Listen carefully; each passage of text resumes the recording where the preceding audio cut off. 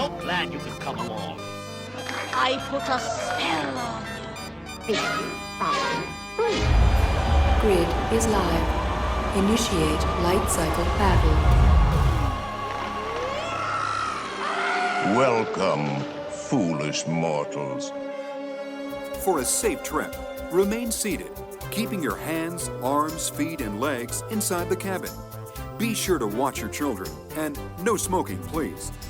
All right, guys, welcome back to Pirates and Princesses. This is the place for objective Disney and Universal theme park news. This is Tom. I'm here with Cam. Hello. Together, we're Tom and Cam, and we're going to talk about Disney Cam and and Universal. Tom. Or Cam and Tom, Yeah. Well, then you have to say welcome, and then you can be in charge. Welcome to the Pirates and Princesses podcast, and I am your host, Cam, and I am joined by Tom. We're Cam and Tom.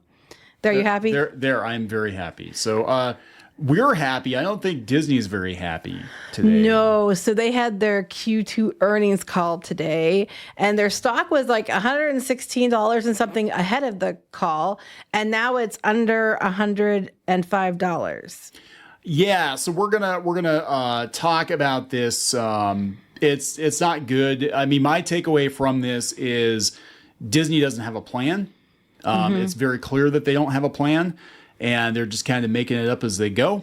And, they're talking about some of their upcoming releases. They didn't talk about Star Wars at all. Yeah, that was weird. And they didn't mention Snow White at all. They didn't mention Snow White. They talked about Marvel. They said that they had some vestigial remnants of basically Phase 4 and Phase 5 that they had to kind of flush out of the system yet. The ones that failed. The ones that failed. We're going to talk about that in depth a little bit later. And, as far as animation goes, Iger's like, oh, yeah, we're going to make a bunch of sequels. Yeah, because it's better. It's easier to market those. Yeah, because you look at what is coming down the pipeline for animation, and other than Elio, everything is a sequel. It's Toy Story 5, Frozen 3 and 4, Moana 2, Inside Out 2. Marvel, they're just sequels. Yeah. Or just, they're just further sequels. So even Thunderbolts, I mean, those characters were from other movies. So, right. Yeah, it's like, and they're you want to talk about vestigial, Thunderbolts is a movie with a bunch of leftover D-list characters. So we're going to talk about that. We're also going to talk about some other announcements from Universal. We have some stuff from Disney, including like the Halloween events, dates, and some other stuff we're going to talk about. So let us talk about that. Where do you want to? Let's start with the earnings call and just rip the Band-Aid off like Disney did. Off. It was really strange because normally Disney does their earnings call at the end of the day, at the end of the closing bell for the stock market. Yep. But today they decided to do it early before the bell started. So it was at 8:30 a.m. Eastern, 5:30 a.m. Pacific, which was very weird. Not what they normally do. People were wondering either they had some kind of big announcement to try to boost the stock ahead of the market, or they were trying to rip off the Band-Aid, and it seems like it was the latter. Yeah, and that was speculated. I know that we talked about it before, and we had some people in the different comment section that were kind of like, well, the fact that they're doing it this early is not a good sign. No, and it didn't. It turned out to not be a good sign. No, and they also kept mentioning throughout this earnings call that Q3 was not going to be good. Right. So they started off with their filing, which was actually not terrible. They were ahead of estimates on several things. They had a 6.3 million subscriber gain to Disney Plus. They also gained with Hulu. Their ARPU, revenue per user, was 44 cents this quarter. It was, a lot of it they did say it was because of that Charter Communications Spectrum deal, right, where, if you're unfamiliar, last year they had an issue and then they resolved it. And part of the resolution was that Disney Plus would be given to, with ads, would be given to all the customers or select customers of the Charter Spectrum group, and that those customers were going to be leveraged at Disney Plus. So I think some of the gains were made by that deal. Yeah, but they've got some bad news coming up here potentially, and I don't know. Should we tie the Comcast into this, because we can. That's an expense they're going to have. So yeah, apparently Disney and Comcast are in disagreement about how much they need to pay for the remaining 1/3 of Hulu. Right. So Disney and Comcast both have to have valuations about what they thought Hulu was worth, because Disney has to buy out Comcast. They've already paid them like $8.5 billion so far, but the floor was $27.5 billion, so they can't pay less than that total. So Disney had their valuation done by JP Morgan, and they said that it's valued at the floor, which is $27.5 billion. Comcast had the valuation done by Morgan Stanley, and they said it was $40 billion. So because it's more than 10% off, then they have to bring in a third party that they'll agree on. And then that third party will give their valuation. And then what happens is whichever one it's closest to, they'll average those two numbers, and that'll be the valuation. If it's below the floor, then it stays $27.5 billion. Yeah, so the thing is they don't know exactly how much they have to pay for it yet. And that's going to be a big expense. And it's probably going to come due this year, because they got to buy out Comcast. That was the agreement. And they're kind of banking on Hulu and banking on ESPN to boost their streaming numbers. Well, ESPN did have some good news. It only hemorrhaged $18 million this time, as opposed to $660 million the same time last year. So it is doing better, and they're going to put ESPN Plus on Disney Plus like it did with Hulu. Okay, so towards the end of the year. This oh God, I don't understand why they already kind of had Hulu in the bag, why they started a whole nother streaming service. To why they've got Hulu and Disney Plus. I think before it's all said and done, they're just going to merge all the streaming into one platform, kind of like Warner Brothers did. Just call it Disney Plus. And just call it Disney Plus, and that's got all your Disney stuff on it. And then at that point, what did you spend all that money on Hulu for? Right. Disney, they have that content they added to Disney Plus, but as a tab. So you can either have Disney Plus, Hulu, or the bundle. And those of the bundle can access Hulu on Disney Plus. It's very confusing. It's incredibly confusing. And then ESPN Plus is part of the bundle, which will be also added to Disney Plus as a tab later. And I don't know if they'll change the color of the logo again, because they made a blue-green color last time to mix the two. Okay, imagine explaining this to grandma. I can't even explain it to do you want your audience. Disney Plus, your Hulu Plus, your ESPN Plus, your Plus, your Disney Plus with spam, and Mickey, or what you know what I'm saying? Like, people are like, oh no, I want to watch the Disney Channel. Okay, just go to Disney. All this stuff's on Disney. It's going to be, before it's all said and done, it's going to be Disney with live TV. But it's funny because those tabs are only accessible to those who have the bundle anyway. It's stupid. So you can have Disney Plus and just have Disney Plus without them. Or if you have the bundle, you can access Hulu on Disney Plus. Well, okay. And then they're going to have these linear networks, channels on Disney Yes, Plus like too, a Roku or a Tubi. which confuses even more. Okay, now I know, we've got. I don't think they know what they're doing. Do we have live TV? Do we have, this is Disney live TV? Do you want to merge your live? So I think what they're going to do, if I had to guess, I think what they're going to do is they're going to be like, okay, these are the Disney channels on your Disney Plus, but if you want like other channels, you got to buy the bundle, and then we'll add in the different channels. I don't know. I don't know. And even when they buy Hulu, how long until Comcast pulls their content off? They want to do those channels, I think, because they're going to be advertising supported. So even if you have without ads, then you're still going to be getting ads, is what I think that they're going to try doing. I don't think they know what they're doing. You know what? Pelt said spaghetti against the wall, and that's what this feels like. That's what the earnings call felt like. So, they were like, they're non-committal about stuff. They're not talking, they're dancing around the issue. People were asking them very pointed questions. They kept dancing around the issue. Basically, they're just trying to flush whatever they have in the system out before they flush the stock. They flush the stock, and they're saying flat out that Q3 is not looking good. And as far repeatedly, they said that. Yeah, as far as park attendance goes, they said that that travel is cooling off because it's normalizing post COVID. Basically, people had they wanted to get out of their houses, they had extra money, and look, I'm going to tell you the truth. They call that revenge travel. No, I think it's called. Well, I don't think it's called revenge travel. I think people had stimulus money. I think they were locked in their houses. I think they were probably celebrating the pandemic being over, whatever. But now we're in a recession. massive inflation. People can't afford groceries. They can't afford to go to Disney World. Funny how you mentioned that because it ties in. So the theme parks, consumer products, and experiences rose 10%, hitting $8.4 billion for the quarter. Operating profit also increased 12%, bringing the total to about $2.3 billion because they also are hit by inflation as well. Yeah. So their answer is, hoist that expense onto the guests. So they keep raising prices, and that's something they said. They think that Q3 is not looking great. But I think part of it is because it's getting too expensive, and they raise prices on the cruise ships too, and people cannot afford it. Well, okay, so that actually ties into what happened with Disneyland. They said that the other parks were doing pretty okay. Here, I have that here for you. Yeah, there. Disneyland. Bob Iger said that the numbers were soft. He said they were mitigated by higher ticket prices and hotel room prices, and also employment costs. Because remember the unions out there, and California has the highest inflation right now, as far as I'm aware. I know the food prices out there are insane. Oh, when I see people posting pictures, I'm like, that is nuts. Yeah. And so, I mean, all of this stuff, it's kind of like the perfect storm. It's like people can't afford groceries. They have to pay their employees more. They're trying to do the Disneyland Forward, which I guess the final vote for that is tonight. It's gonna get passed. It was unanimous last time.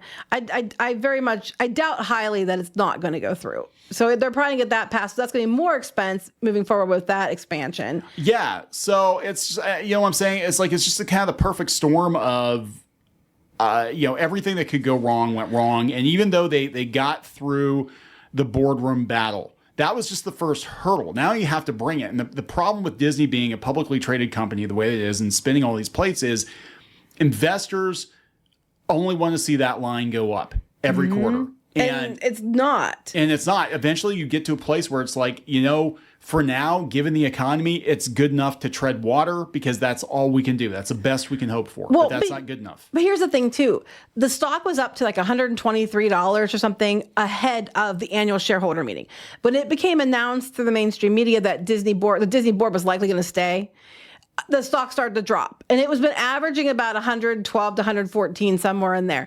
Then today, after the earnings call, it dropped down to under $105. Currently, it's right now it's at $104.84.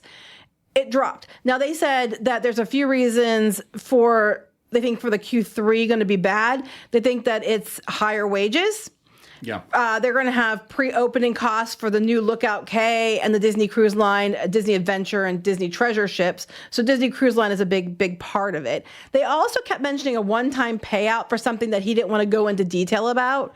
So I don't know if that's, some of the debt that they had taken on during COVID. I wonder, because if I remember correctly, they said some of those bonds or whatever that they took out, they were going to start maturing or coming due in 2024 or 2025. So I don't know if that, what's going on with that, but they knew, sorry, I'm trying. We know that there was a lot of expenses around Disney Cruise Lines. They're opening a new port soon and all this other stuff. So I think that has a lot to do with it. One of these ships, I don't remember which one it was, is the ship that they bought from the other company and they retrofitted into one of theirs. So the Disney Adventure and Disney Treasure ships are coming soon. And the one is going to have a Haunted Mansion bar in it. I'm like, dang it, I really want to go on just to go to the Haunted Mansion bar. Just to go, it's a lounge. I just want to go into that. Is it worth like $6,000 to $8,000 just to go to the Haunted Mansion lounge? No, but I'll pay them $1,000 just to let me on the ship when it's docked to go look at it. So they have these expenses that are coming up. So these are all the things they said are going into Q3 that are going to make it not perform well. But they stated it repeatedly that it wasn't performing well. They also were talking about, it was very unusual. Usually when they have these calls, they talk about all the things they're excited about and what they're working on now, which they did. And then they talk about announcements. We didn't get announcements. It was just, hey guys, here's where we're at. Here's what our numbers mean. We're really excited about, Kingdom of the Planet of the Apes. That makes them. I have no interest in it. Deadpool, Wolverine, which I think is probably going to do really well. That's their best shot. I think it is this year, and that's their best shot at Marvel, getting turning the plane around because we're going to talk about that in a bit. It's heading downwards. They mentioned Inside Out 2. They mentioned Mufasa, which we're going to talk about shortly, which I don't think is going to go the way they think. That is not going to go. Elio, which is the only original animation they have coming. What was the other one? Moana 2. which is just a repurposed series. It was a Disney Plus series, and they just repurposed it and got the original voice actors back and threw it together as a movie. And they mentioned to Marvel that they said that they've already cut some shows, and they're going to cut the movies down to 2 and maybe 3 a year, and they're cutting the shows down. They're going to go for lower costs and better quality. Oh my God. I know what a thought, right? Imagine that. I know. We're going to talk about that a little more here shortly, because I do have some more information on that, because they've had a lot of bombs lately. God, here's the thing. Like, we've been doing this podcast for almost 10 years now, off and on. This is, I don't even know what to do as a Disney fan. Like, I definitely have cooled off on the company's decisions, but it's like, I don't even know what to say anymore. Like, you can't make excuses after a certain point. You can't make excuses for them anymore. I mean, look, I was reading an article the other day. I can't remember where it was, but they talked about Disney influencers moving on to other travel destinations because people are so fed up with Disney at this point. It's bad choices, over reliance on IP, which, that's something else from the call. All you kept hearing about is how they're going to mine, what they need to mine, what IP they need to mine. Hi-ho. Yeah, I know. That's what it was. It was just like the Seven Dwarfs. It was mine. And that's a problem. I think that they're over relying on that, and they're not creating new things. And Disney was always, synonymous with innovation and creativity, and they're lacking that a lot. And I don't think they let Imagineering do what they wanted to do and what they could do, and it limited them, I think, quite a bit. Well, Imagineering, they're not allowed to do anything unless it ties into some kind of a movie. Right. And that is really frustrating, because the only reason that we have things like the Haunted Mansion and Pirates of the Caribbean, all the really cool stuff in Tomorrow, Jungle Cruise, and everything that they've now made into movies. Everything that Walt loved. Because they're doing Space Mountain too now. Well, no, what they're doing to justify keeping them as is, I think they're like, we'll just make a movie out. Like, we can justify keeping Haunted Mansion as is because it makes money. The merch makes money. And we'll try to make it a movie. Oh, that didn't work. Okay, we'll wait another 20 years and we'll try it again. But like Pirates, that was a huge hit for them. And but we can't just have anymore. We can't just have like Disney attractions that are pure Imagineering. Like, everything that was opening day Epcot was pure Imagineering. Well, even Animal Kingdom was too, and then they started putting all the stuff in for Avatar. But speaking of Disneyland, real quick, I want to point this out since you're bringing up Disneyland anyway. So there's a rumor at Disneyland Haunted Mansion and stuff that they're going to change the Bride and the Hitchhiking Ghosts during the current update, because right now the Haunted Mansion, they're doing a bunch of stuff to the garden area. They're adding gardens to the attraction, and they're themed to like Master Gracie, Madame Leota, and the One-Eyed Cat. So they have that they're working on already. Along with that, it's going to be rumored, and I think this is from WDW News today, that they're going to change the Bride Constance out, and they're going to put a window behind her. It's made of projections, and that they're going to put a different attic bride in. So that's one of the rumors. The other rumor is the Hitchhiking Ghosts. At Disneyland, it's still the Pepper's Ghost, or at Disney World, it's the projections. They're going to change it to the same like what Disney World has. Yeah. While they're in there remodeling it. I do. I mean, I'm torn, because I think the projections are kind of neat when they like switch your heads and stuff around, but this is the original version of the attraction, and I kind of wish they would keep it as is. But, yeah, well, they're probably not. Also, speaking of Haunted Mansion, I want to point out, too, that Lowe's is going to have a bunch of Haunted Mansion stuff again this year for Halloween. You won't see it probably till August or so, but I noticed that the other day that they were going to have a bunch of Haunted Mansion things coming. But back to the movies and Marvel. So Disney last year, Deadline did a list. They do a list every year of the most valuable blockbusters, okay? They'll have the top 10 and the bottom 5.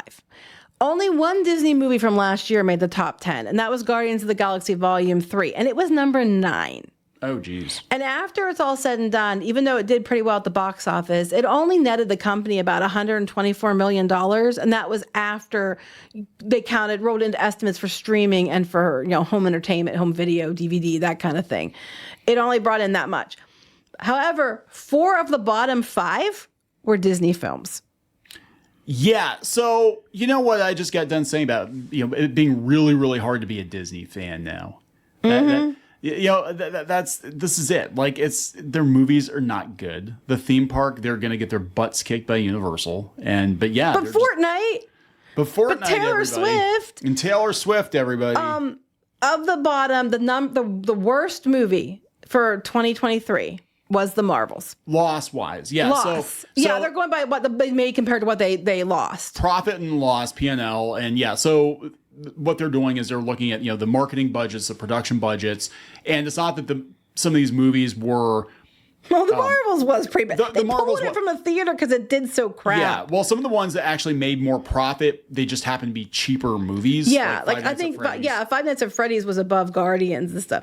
Now, The Marvels was the worst one in the bottom 5, which obviously because it did not make very much money, $206 million worldwide. They think it lost the studio at least $237 million, and that's with them adding money to them making from home video and streaming. Without that, it would have been a much bigger loss. That was the worst. The next worst was The Flash. The third worst was Indiana Jones and the Dial of Destiny. It lost about $143 million. The next to the top 2 was The Haunted Mansion was like number 1 out of 5. It only lost them about $117 million. And Disney's Wish, their big 100-year anniversary movie, was it was number 2 on the bottom 5, and it lost $131 million. So the bottom 5 or Disney. Number 1, I was surprised. I thought it'd be Barbie. No, Barbie was number 2. Number 1 was Super Mario Brothers. For the most successful movie by P&L standards. Yeah, because Super Mario, it wasn't, I mean, all things considered, it wasn't that expensive to make, which I was surprised. But it's, it wasn't that expensive to make. It was Illumination. They weren't, it wasn't Pixar. Pixar, like Disney, for some reason, they just like burn money. Look at how much Strange World lost. I know. I mean, this was just from last year, but they've been on a downward spiral for a couple of years now, and Marvel especially. Like, their Secret Invasion, some of the worst rated episodes ever for Marvel shows. The viewership was not great. You have that, they keep trying to shove Ms. Marvel into everything, but the viewership for her show wasn't great. No. You have, last year, there were 3 Marvel films. The only one that did okay was Guardians of the Galaxy Volume 3. The rest, Ant-Man and the Wasp: Quantumania, did not do. Now, it didn't make the list for the worst or the best, so it's in the middle somewhere. But they're pretty sure it lost the Disney money. And then the Marvels lost them a whole bunch of money. So Marvel needs Deadpool and Wolverine to perform. I expect Disney to throw everything they have at that movie. Yeah, but what's going to hurt them is that it is rated R. I agree. So you can't take the kids to go see Deadpool and Wolverine. I mean, you can take the kids to go see Deadpool and Wolverine. I mean, geez, I was watching RoboCop when I was like 10. But yeah. I wouldn't take my kids when they were little to see Deadpool and Wolverine. Let's put that. I will now, but they're older. I wouldn't when they were kids.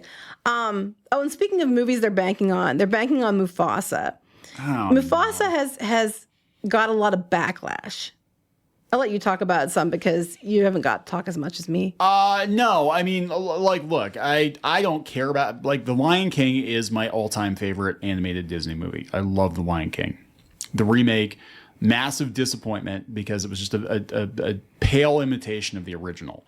Now we're doing a prequel sequel to that pale imitation, and apparently they're going to retcon Mufasa, that he actually isn't royalty, he was like an orphan or something. And so I think the whole message here is like anybody can be king if it looks just like enough. The Lion King all over again. It looks like the exact same movie. It does. And then there's some backlash too because Beyonce's daughter plays Beyonce's character's daughter in that movie. See that one. Nala, I think she's Nala, isn't she? Yeah. The thing about that is the Nepo baby thing. That's more of I mean, it's not new, obviously, but this younger generation is very, very concerned with Nepo baby. And I think that that's why there's a lot of backlash about it. But the trailer was downvoted significantly. People, so bad that someone said about the director, like, I thought you could do better. This is like a soulless cash grab. And then he's like, oh, well, The Lion King is a classic. And yes, The Lion King is a classic. The animated original Lion King movie is one of the best animated movies Disney's ever produced. And it was supposed to be. It was so weird because it was supposed to be the B team. It was supposed to be a filler movie, and it wound up being one of their biggest hits. Yeah. So, people were already downvoting it, and I guess they were making comments. They don't like this. They don't like that they're retconning Mufasa. It got so bad that Disney turned the comments off. They labeled it for kids and then got the comments shut down. Yeah. Yep. So that's how bad it got. Yeah, I don't think this movie is going to do very well. And again, not like the last one. No, the last one was a one-off. And it was Jon Favreau did that one too. But even that one people called soulless. They did. People went to go see it. There was a time when people would go see any soulless Disney remake. And then once they started to realize that these movies were not that good, they stopped going to see them. And the guy in charge kind of got gone too. Right. I think that's what Iger was talking about when he said that they still have some vestigial remnants of poor decisions that were made. They basically have to flush these projects out of their system. It takes years for this stuff to get made. So they're basically turds. They're basically turds. And they didn't mention Snow White at all. No, I think they know Snow White is going to be an unmitigated disaster. And it's not because they weren't mentioning 2025, because he kept saying, but all the movies coming in 2025, and he kept mentioning Thunderbolts and Captain America, but he did not mention Snow White. Yeah, because they know it's a disaster. What we have heard, it's a rumor, but the rumor is they've been testing it. They've been, they did some reshoots. They've been tinkering with the CGI. They've been trying to fix it, and it just is not coming together. Mm-hmm. They honestly, at this point, would be better off just shelving the movie and being like, you know what? But they're probably like, well, we've got so much into it. Or watch the next thing, be like, you know what? We decided to put on Disney Plus, like Pinocchio, because I don't know. They haven't so far, but that would be what I would recommend but I think they think that even if they get back something from the box office, it's better than nothing. Yeah. Because they need to make money back on that. I don't know how much they've sunk into it, but I know it's extensive. So I don't know what they're going to do with it. Hopefully they can save it. I don't know if they can. Speaking of not being able to save things, so ABC News president Kim Godwin got gone.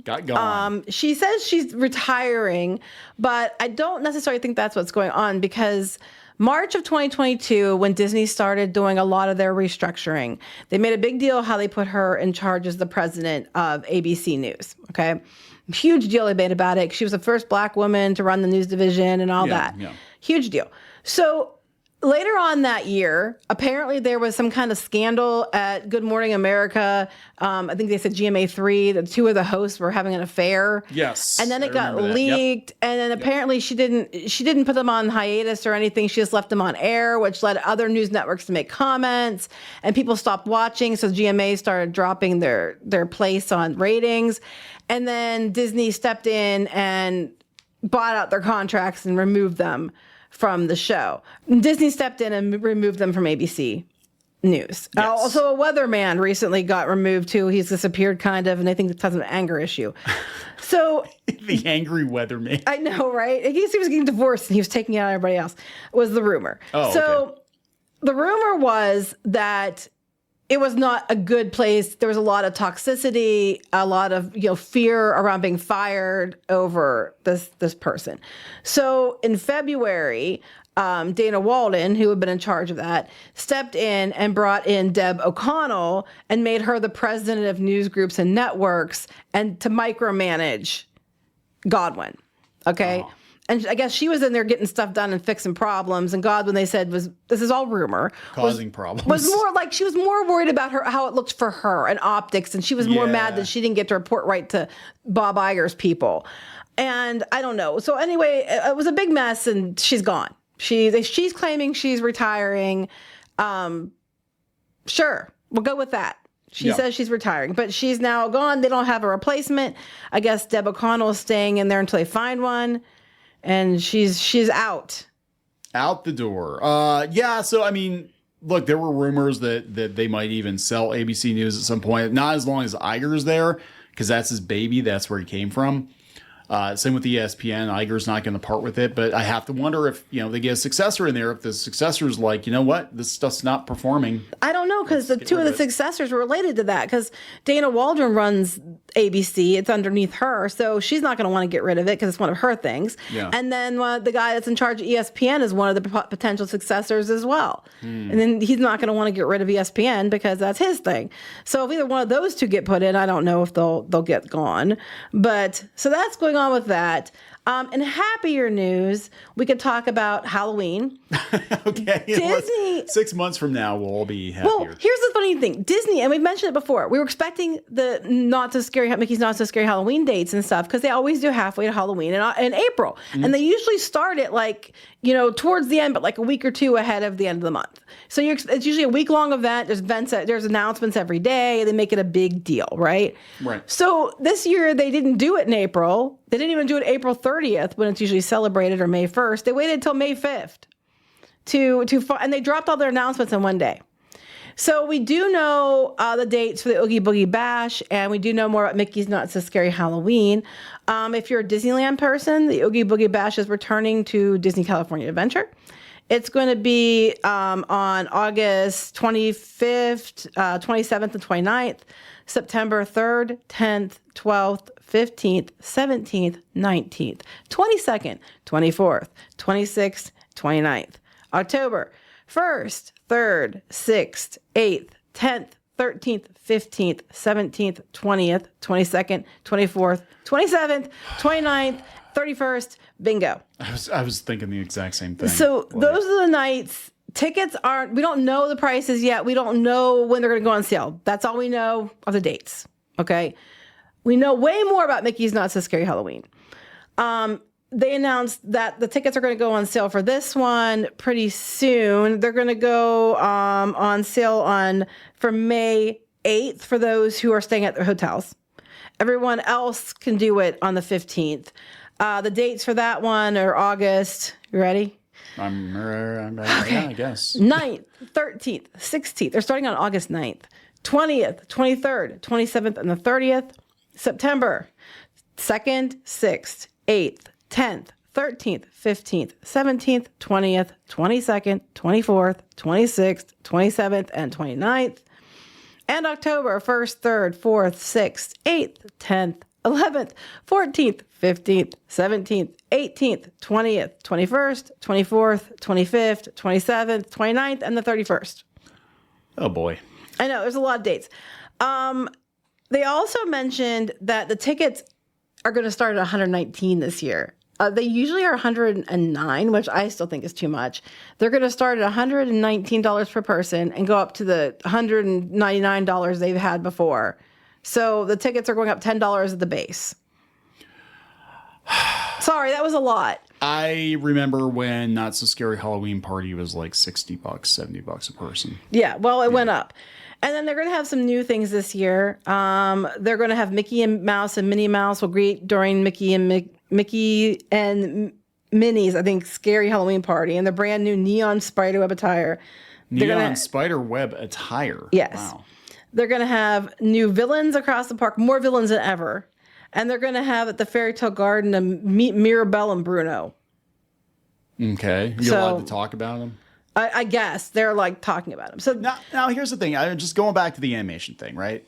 So Encanto was a big hit for them. But that was something new. Yes. But we're not going to do that anymore. They said if it looks like we're going to have a balance, but it doesn't seem to be pretty balanced to me. No, the next multiple, like, where are you going to get new villains for the villain merch there, Disney, if you're not making new movies with new villains? This year's movies are excited about. Deadpool and Wolverine. Well, not new. It's Deadpool 3. We have Kingdom of the Planet of the Apes sequel. Inside Out 2 sequel. Mufasa prequel, but, still like a sequel, a spinoff. We have Moana 2. And then we have Elio. Elio's next year. I think they pushed it back. Did they push it back now? Yeah. No, I thought you said it was this year. I thought it was next year too. I don't know, but Elio's coming. It was supposed to be this year. I remember they pushed it back. They did push it back, but I don't remember to when. Because I was looking into it for the article on the animation. It was supposed to be this year in February, and then they pushed it back to summer of this year, and then they pushed it back to next year. Okay, I know they pushed it back again, but I cannot keep track because they keep moving them like 3 or 4 times. I think what they're doing is they have a bunch of stuff, and they know that they don't. See, this is the other thing too. Like they know they don't have much in the pipeline because of the strikes. So I think they're trying to space stuff out more. Mm-hmm. Because it's like they can't just like release everything at once, or they won't have anything for like a year. Yeah, I know, and that's what they're trying to do. I think too. They're also running into like a lot of these studios are running into this thing because of the writer strikes, and all the strikes from last year. That's what they're running. That they just put out the Phantom Menace again, and it did like $14 or some million as a re-release. Okay. Yeah, I'm surprised. And they did other ones they put out that did not do well, like Turning Red theatrically and Luca and stuff. You never heard anything about Luca. Did you notice that? You heard all about Soul and Turning Red, but you didn't hear anything about when they re-released Luca. No, that was buried that one. So a lot of studios are trying to re-release things to try to make some extra money back. But for the 25th anniversary, they released the Phantom Menace. It has to be movies people want to see, and that's pretty sad though. When the Phantom Menace, which until the Disney movies came out, was the most derided Star Wars movie, and it did better than the Pixar re-releases. Now, because of the 25th anniversary, all this stuff's coming out with Jar Jar Binks. There's all kinds of merchandise. There's like a Legos thing they're doing. There's all kinds of Jar Jar Binks stuff. That also is weird. So I was there. I remember the media. Like, look, Jar Jar Binks is kind of annoying, right? But I don't think honestly, I thought little Anakin was worse than Jar Jar. No offense to Jake Lloyd, and I feel bad because he had all kinds of mental health issues afterwards. But it said his mom said it was not related to Star Wars. Okay, well, I just want to make sure I get that clear. But Jar Jar Binks he was a groundbreaking character because it was all CGI. It was the first time we had anything like that.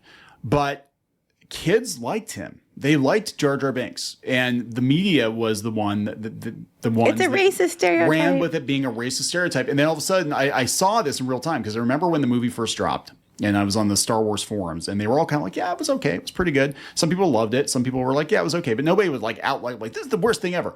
Once the media started trashing Jar Jar Binks, they was like, "This is the worst thing ever. Jar Jar Binks is the worst character ever." I never got racial profiling or stereotyping out of him. Like, I mean, if you look at Jar Jar Binks and think that's a black person, then that's more of a problem with you. I never got that. I just thought he was an alien who was annoying. I didn't know what color the actor was at the time, nor did I care. Just like, fart jokes in Star Wars. Oh, yeah, no, I'm good. Well, that kind of set the tone that led to the jokiness, I think, of the sequel trilogy too. But no, I never looked at that and thought that. And I do remember that it was a big deal, but it wasn't the time where social media even existed. And at least not like it is today. No, we had forums. But it wasn't like, I don't even think it was MySpace wasn't even around then, was it? No, I remember to watch the trailer because I didn't want to go. I forget what movie it was attached to. You had to go some stupid movie that people were going to see the movie just to see the trailer and walk out. They did. They left. Yeah, and they left. But I watched it online and I had a dial-up modem and I had to wait like an hour for the damn thing to download. It was crazy. Yeah. So, I mean, it wasn't like today. So if it was something widely discussed, it was usually coming from the media. Yep. So I just think it's funny they keep trying to blame that on the fans too, but whatever. But jumping away from Star Wars, which is interesting because even on May the 4th, when they ran their Star Wars promo, they didn't really put the sequel trilogy in it, other than like a little flash to Kylo Ren. I just thought that was weird. I think they know this stuff's not popular. You have to know. Even in the parks, it seems like they're going back to legacy character merchandise. They know what's popular. They can't be stupid. Like, Darth Vader stuff is going to sell. C-3PO, R2-D2 stuff is going to sell. Luke Skywalker stuff is going to sell. Not so much Rey, not so much Kylo Ren. Yeah, and they just don't talking about it, even during the earnings call. But back to the Marvel stuff and all that. X-Men 97 did pretty well on Disney Plus. People were very excited about it. They liked it. And now there is news that if you wanted to stay at the Xavier Institute for Higher Learning from the cartoon, you can now do so via Airbnb.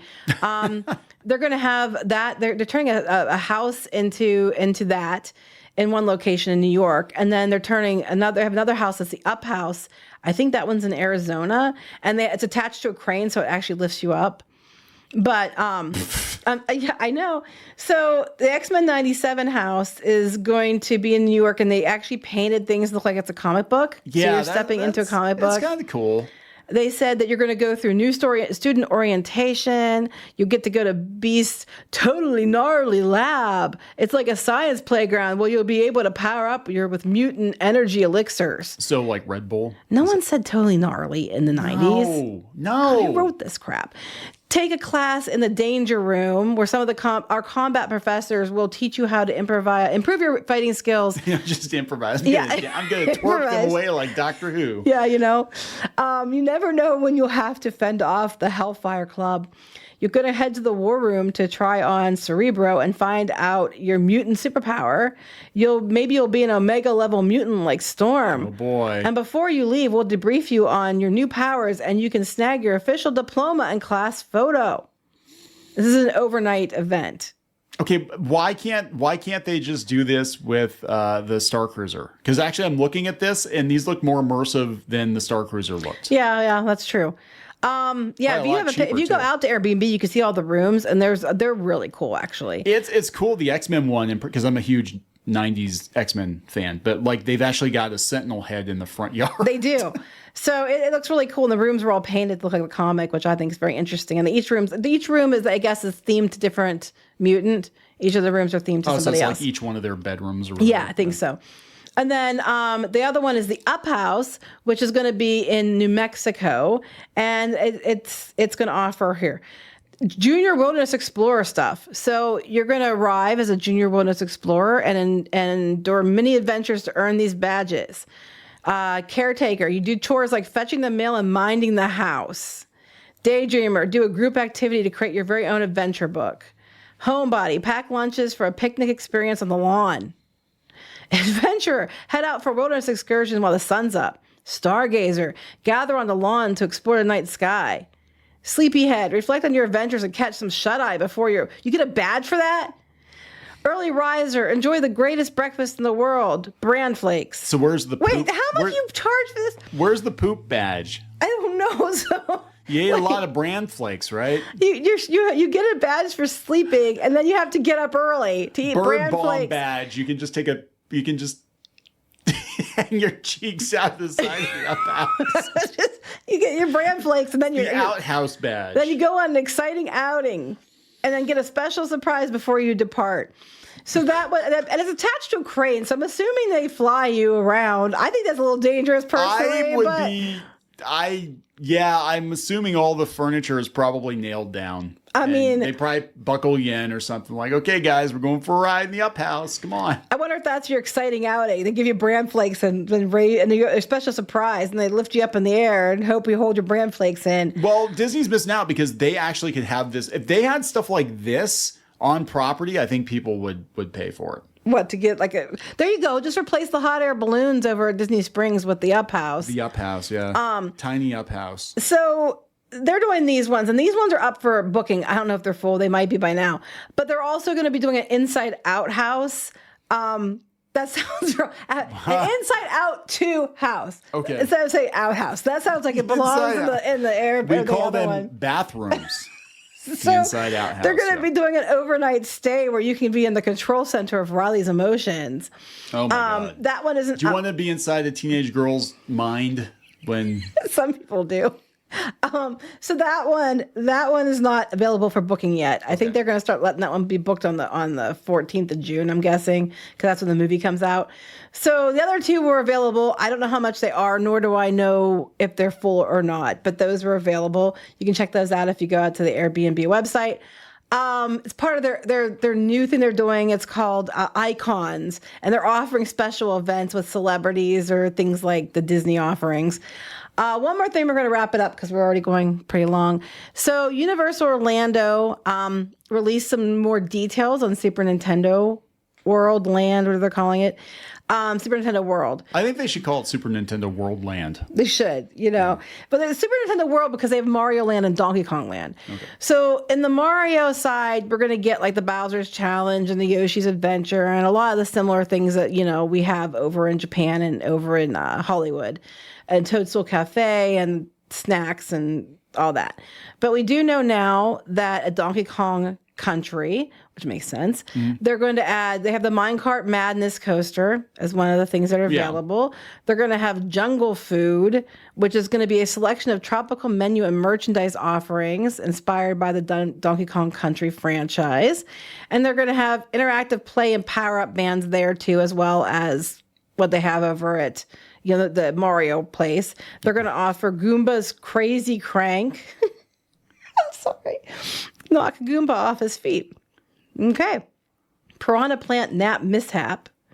Koopa Troopa power punch. Okay. Okay, you're going to launch a Koopa shell up a pipe. Ba-boom, kaboom, room. Assemble key fragments before it all goes boom. And thwomp panel picnic. Quickly flip tiles to match the same color. Yeah, okay. So, yeah. Like, whatever. So you have games. Some of those are really hard to say. Yeah, they got games at Nintendo. So they're going to have food and games. Yeah. So there you go. I mean, there wasn't much more new things. It was just talking about some of the food. Everything else everybody knew about already. Yeah. So there you go. Anything else you want to add? I don't think so. I don't know, guys. I mean, it's just like I said, it's getting harder and harder for me to get enthused about a lot of what Disney's doing these days. So, like, you can kind of see the decline. If you are a longtime listener of Pirates and Princesses, you can kind of see where we started and kind of where we're at right now. Where it's kind of like, Good news is the Disney stock went up over 105 again. It's at $105.05. Good news, everyone. So there's a little bit of good news. It went back up for $105. So there you go. All right, let's wrap this one up. Go out to piratesandprincesses.net. Follow us on x.com, PMP Diz News, Facebook. Where else? I don't know. We're all over the place. Instagram. Yeah, we'll talk later. Bye. Thanks again for listening. More news and videos are available on our website at www.piratesandprincesses.net. Our YouTube channel, Facebook, Instagram, X, and TikTok. If you like the show, please consider subscribing and leaving us a positive review on iTunes and other podcast platforms. This podcast is a production of Clownfish Studios LLC and Web Reef Media, and we'll see you next time.